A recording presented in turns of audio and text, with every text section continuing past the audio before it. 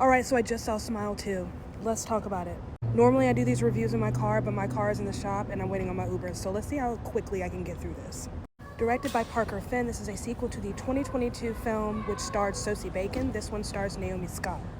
There will be spoilers, so if you're wanting to see this movie, this is your opportunity. Duck out now. So we start 6 days later. If you remember the ending from the first film when Sosie Bacon's character went, did all that to herself in front of her ex-boyfriend, we're starting with him and he's trying to defeat this entity. Doesn't quite pan out. He ends up passing it on to the next person.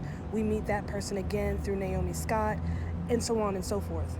What makes this film a little bit different is that the first film was all about trauma and how we are not capable of sometimes healing our own trauma. We're still dealing with trauma, but this one is more about control. Dang it, that's my Uber. Okay, shout out to my Uber lady, Peggy, and her blue locks. Best ride ever. Like, that was just fun. Anyways, what was I saying?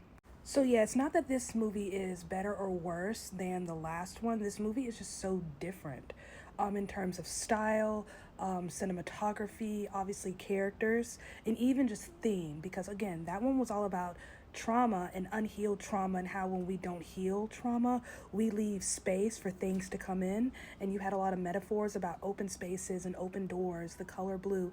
This one, we also have open doors, but open doors here seem to reference a means of escape. Like the opportunities where she always turns her head and there's an open door and she can get out.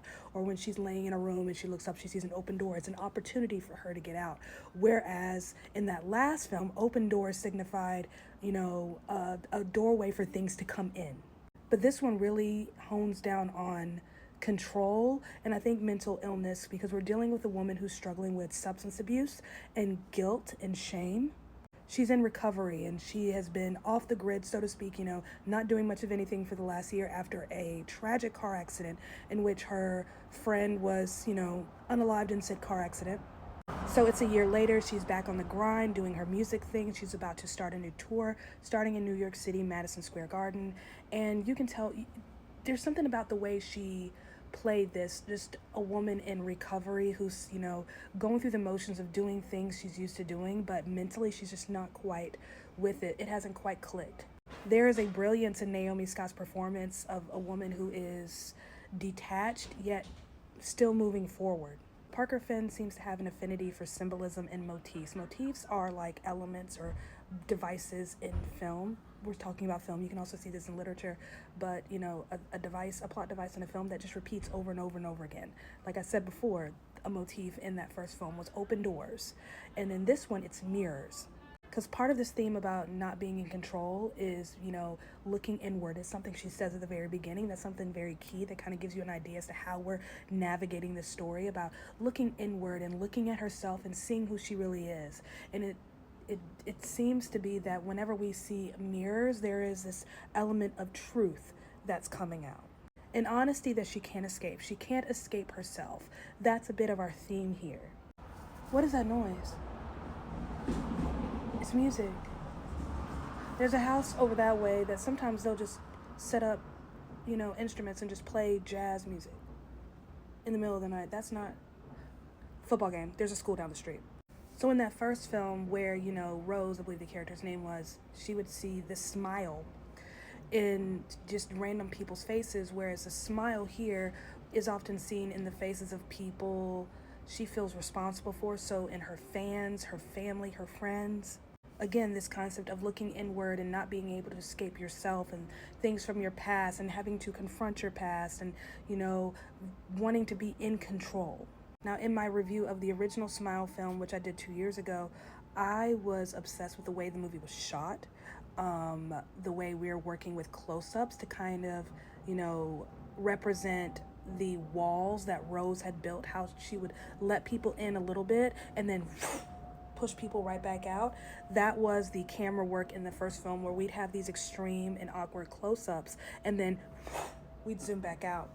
In this film, we still have the and I compared it a little bit to Silence of the Lambs, because Silence of the Lambs is famous for that very centered, staring at the camera kind of shot. We have that here as well. And the thing about that type of shot is it's so awkward. We're used to seeing people not so much centered, but off-center.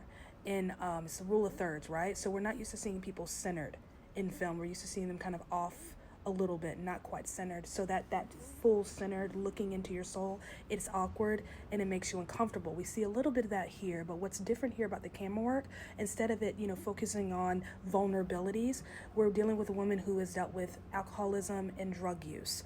So movement and not being in control of her body. So at times the camera kind of moves a bit like a dance, and that's also a running motif here is dance. So we're with her dancers in the beginning. It's almost like if you pay attention to how things are set up in the beginning, it gives you an idea as to how this movie is going to flow throughout. Speaking of dance, I about pooped my pants because she has dancers she's rehearsing, and I recognize one of the dancers. I about lost my mind. I've been following her career for years. I was so happy to see her on screen. She's one of the most creative and innovative dancers and choreographers of her generation. Lucy Vallely, look her up if you've never seen this child dance. She's incredible. That's a cat. You can't hear it. I can hear it. That cat might be in heat. And just speaking of dance in general, because we have that one sequence at the beginning with dance, and also we see her during rehearsal, but there's also another moment where she's, in a state of delusion, and her dancers are involved, and just the way that scene is just blocked, set up, and choreographed. Just the angles, it was artwork. It was so pretty. This is such an interesting representation of what it's like dealing with mental illness and dealing with mental illnesses that make you feel out of control, whether it's substance abuse, depression, impulse control. She has trichotillomania, which I believe is the pulling out of hair. I'll be honest, I was a little worried going into this because the first one was just so intelligent and so different. And I think just the exploration into trauma and mental illness that first film did, I was afraid that we were just going to go a bit cheesy and just classic horror with this one. But yeah, this one is a little more gruesome, definitely bloodier. And some of our normal horror tricks, jump scares, we're seeing a bit more of this here than we did in that first film, but this is still a very intelligent and thought-provoking movie. Naomi Scott, I enjoyed her performance very much. What a beauty. She's so pretty. She has beautiful eyes, just big eyes. So I guess you could say Smile is part of a franchise, all written and directed by Parker Finn. So you have Smile 2022, this one 2024, and then a short film, I'm not sure of the year, called Laura Hasn't Slept. And that short film was the inspiration for the two features. This story, this entity that, appears in people that causes this weird looking smile, this is definitely his baby. He's proud of this story. He loves it. And I imagine there's more for him to explore in this world, but I do hope he branches out. I think there's just so much. I want to see what else he's capable of doing. I don't want him to wear this out to the point where we're tired of it because I think it's so brilliant and it's interesting. I mentioned 2 years ago that this is kind of like, The Ring for a new generation, but different. Intelligent in its own unique way, but different. I don't want him to wear it out. I feel like there's just so much more in him, and I hope he gets an opportunity to explore that. But that was solid. That was good. That was really good. That was a different kind of horror. I enjoyed that. That was fun. That was interesting.